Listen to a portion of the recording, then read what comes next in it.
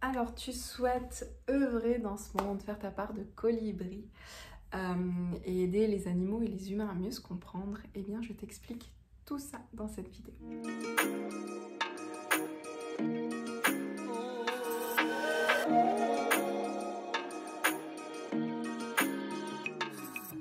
Alors, bienvenue à toi, chère gardienne. Merci d'être là. Peut-être que tu as un parcours d'apprentissage, là, de connexion animale, où tu as, voilà, suivi des processus, tu as suivi des protocoles, tu t'es fait ton propre protocole de connexion et tu as peut-être même un statut déjà de thérapeute, peut-être en fleur de bac ou même vétérinaire.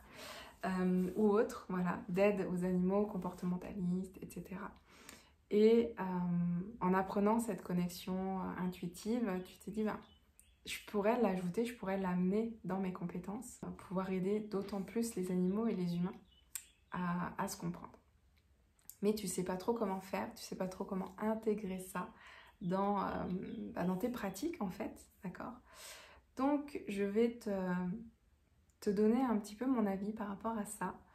Et pourquoi pas des petits conseils, voilà, qui pourraient t'aider à assumer pleinement ce côté-là et l'ajouter dans ta boîte à outils.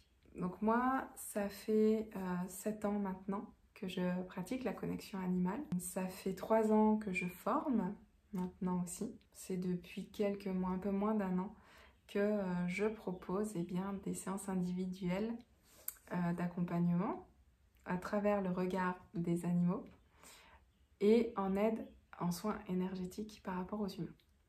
Donc, tout ça pour te dire que ce que moi je propose, c'est quelque chose en lien avec mes valeurs et avec ce qui vibre à l'intérieur de moi.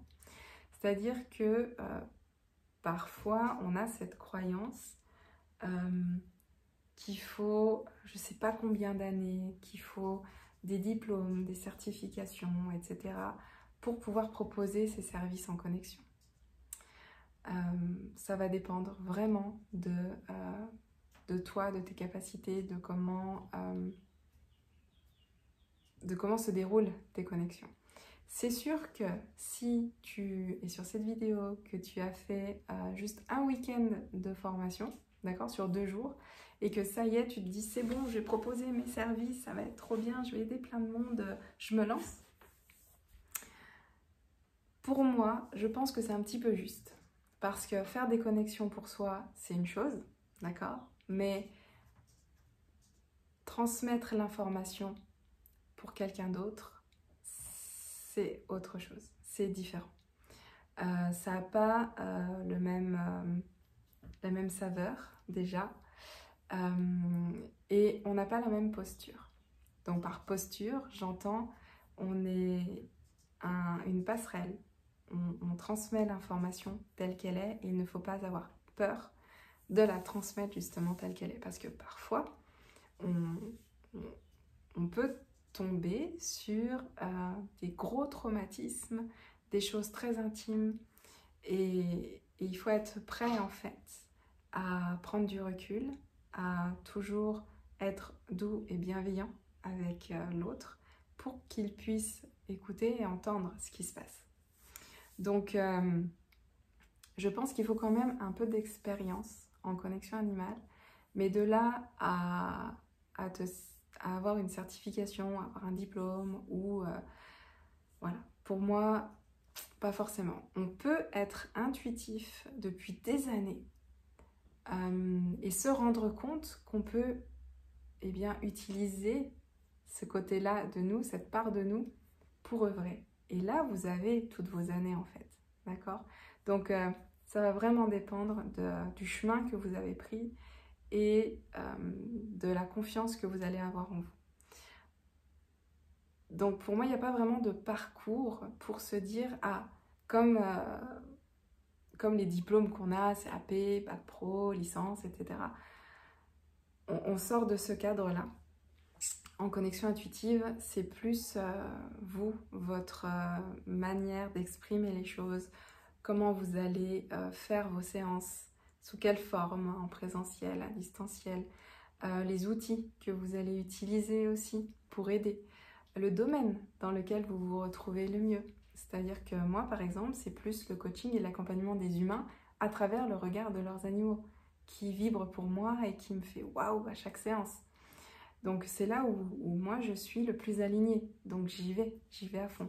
Vous, regardez dans quel domaine vous êtes la plus alignée.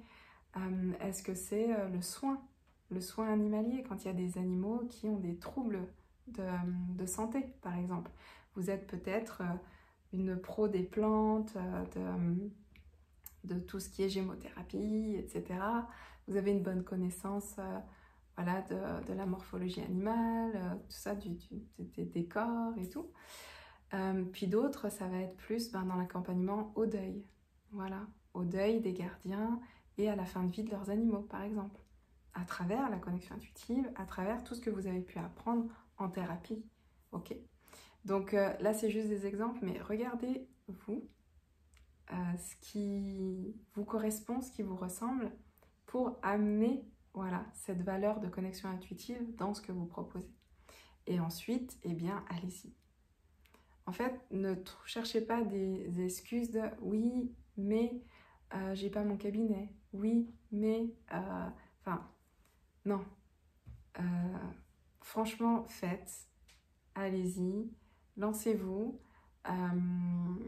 Demandez le retour des personnes à qui vous faites les séances pour toujours progresser, vous remettre en question, faire un petit point sur cette séance, voilà, j'aurais peut-être dû la faire comme ci, comme ça, ou prendre rendez-vous peut-être au téléphone avec la personne avant, j'aurais été peut-être mieux préparée, etc. Ok, on apprend. On apprend en faisant. C'est pas en restant dans votre mental que vous allez, eh bien, déployer tout ce que vous avez à déployer dans ce monde. C'est vraiment en vous mettant en action. Et ça, c'est super important. Donc, pour œuvrer justement en connexion animale, professionnellement, ce que je vous conseille, c'est ça. Voilà, c'est regarder dans quel domaine vous allez œuvrer, qu'est-ce que vous voulez apporter, pourquoi vous le faites, et puis lancez-vous.